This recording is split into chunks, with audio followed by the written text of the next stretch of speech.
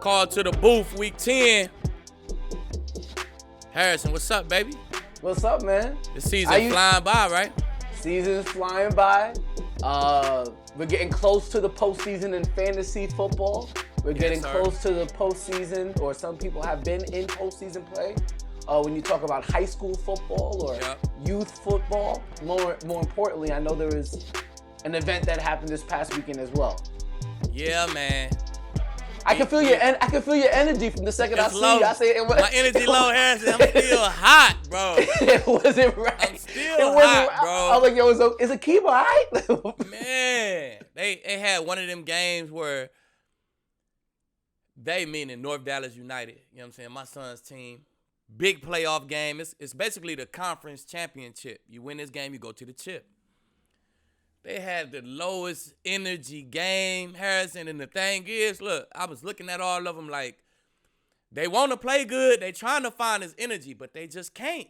And I done been in games like that too, so I'm like, man, I can't even get mad at y'all, man, you know what I'm saying? Some days it be like that. A playoff game. A playoff game, that's what I'm like, bruh. Me and my son had a long talk, man. A long talk. The first 45 minutes of it was, you can't play like that. You just got to play with your heart, fam. You got to play harder. You got to play for the people who got the same last name as you, who's sitting in the crowd, who you representing. You know what I'm saying? But the last 15 minutes of it was, your dad done had a game like that, family. I done had a game where I just couldn't find the energy. I ain't touched the ground. Like, I done had a game like that too, man. So I beat him down for 45 minutes. 15 minutes, I picked him up, man. Hey, he'll be better next year. Well, so what was it when you didn't have energy on a field? You only get 16 games a year unless it's playoffs. Weird, Harrison. The shit is the weirdest thing in the world, right? You want it so bad mentally in your mind, but your body you be like, I just can't find the energy, or I can't get up. Like, I'm down, my body is down. You just be like sluggish a little bit. And that's what we had. Wild. We had the majority of our dogs on our team, our 5-6 core players. They all was in it. They all had that little, I don't know, maybe it was something we did. Maybe we working too hard because it was practice week, or who knows what it was, man. But hey, we win as a team, we lost as a team, man. So do you remember? I'm still hot. Yeah, as you should be. Do you remember any specific game where you had that low energy and you felt disappointed in yourself after? Do you remember anyone stick out in your mind? Nah, not one. I can't even remember one off the top of my head, but I know I had that feeling, that look that my son had the game. He was like, man, I'm trying. When he said that, I said, bro, come up in such and such, whatever I said to him. He said, I'm trying. I said, all right. Yeah. All right, I feel you, fam. That calmed me down a little bit. I said, all right. That put me back in player perspective.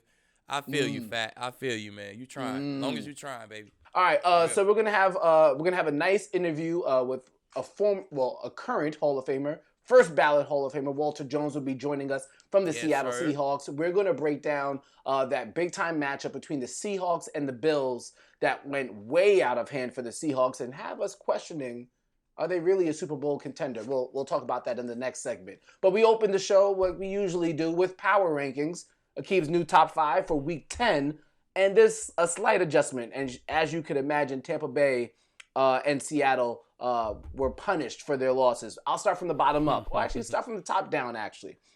Number 1, the Pittsburgh Steelers somehow squeaked out that win in Dallas. Dallas put up a nice show there. Kansas City, they squeaked out a win against the Panthers, almost ruined some people's survivor leagues.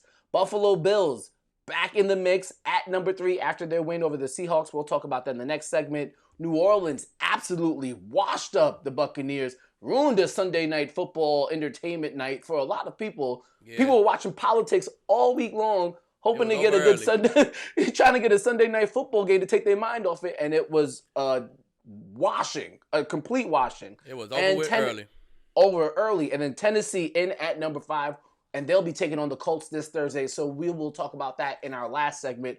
But more importantly, let's get to that game. That was highly disappointing. Tom Brady and the Buccaneers falling to Drew Brees.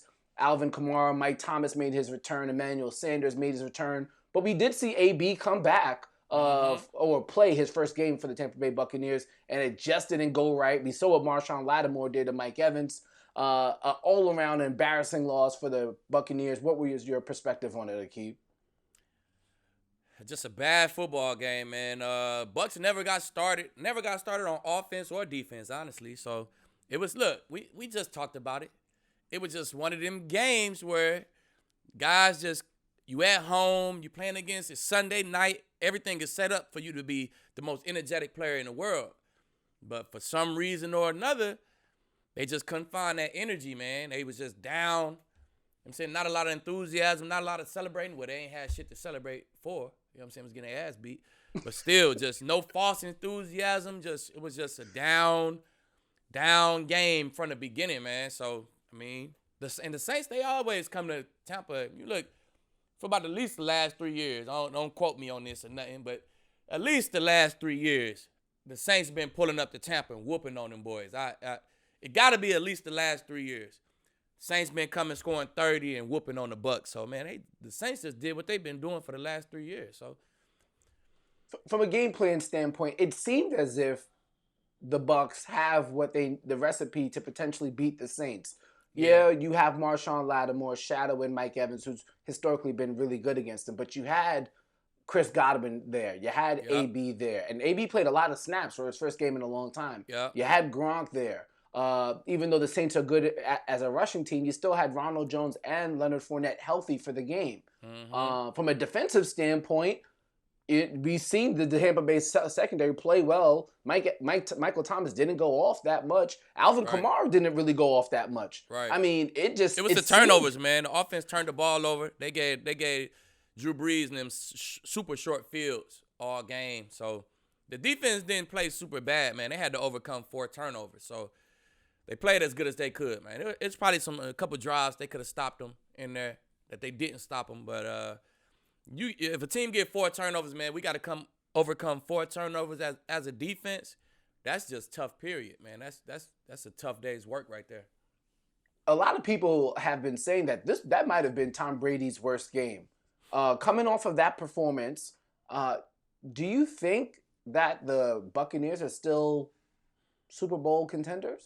Yeah, they kind of needed that, though, man. You know, you come with you think you get AB on the team, and now, you know what I'm saying, y'all on top of the world, right? So you need that little sock to the chin, bring you back down to earth. And I'm telling you, the Saints always pull up to Tampa and go crazy, and Tampa will be right back regular Bucs next week, man. That's their kryptonite, man. They don't want to play the Saints at home. They'd rather go play them in the dome. Go play them at y'all spot. They play good. They always play bad against the Saints at home for some reason, at least for the last 3 years. They play bad against the Saints at home. So I just think it's just that rude awakening, man. You know what I'm saying? And it's that sock to the chin that you need. And I think the Bucs going to be back, and I still think they're a contender. What do you take of Bruce Arians? After the game, he said that Mike Evans should have been targeted more, that he was, he could have contested more balls. He only got 2 targets in the game. What was your impression of he's essentially saying Tom Brady should have given him more chances. What did you think of that? I mean, Bruce Arians real, man. He don't bite his tongue. I think that's one of the things that Tom respect about him, man. He probably remind him of Bill a little bit on how real he is. He don't bite his tongue. He ain't no pushover. It's going to be his team, and he going to say what he want to say, and he going to run his team. So, I mean, he made plenty more comments than that, man. He made comments about AB, made comments about Tom Fournette before he came over. So, he blunt. He's open, and he going to tell you what he think and how the game should have went and what he expect of guys. And that's just Bruce Arians, man. He a true leader. And I think guys like Tom, they instead of looking down on those kind of comments, you know what I'm saying, that's why they respect him, because he is the guy who will make those kind of comments. Yeah, so you have the Bucs still a Super Bowl contender. I wonder if the Seahawks are a Super Bowl contender. They got Carlos Dunlap during the trade deadline. They got Jamal Adams during the offseason. People thought their defense would be better. It really hasn't been. It probably worse. Right. So we're actually going to talk about them with Walter Jones, the Hall of Fame lineman, who I think some crazy stat about. He had under 10, 15 penalties in his entire career. Something crazy. That's the crazy stat I've seen is he played 130 games and started 130 games. Like he don't miss no games. Iron Man, like for real. In his entire career, 9 holding penalties. Crazy. 9 holding penalties. So he's a perfectionist, and we're gonna have to get his perfect opinion on what the Seahawks are gonna do next. It's Called to the Booth. That's Aqib Talib. I'm Harrison Sanford. Hall of Famer Walter Jones coming up next.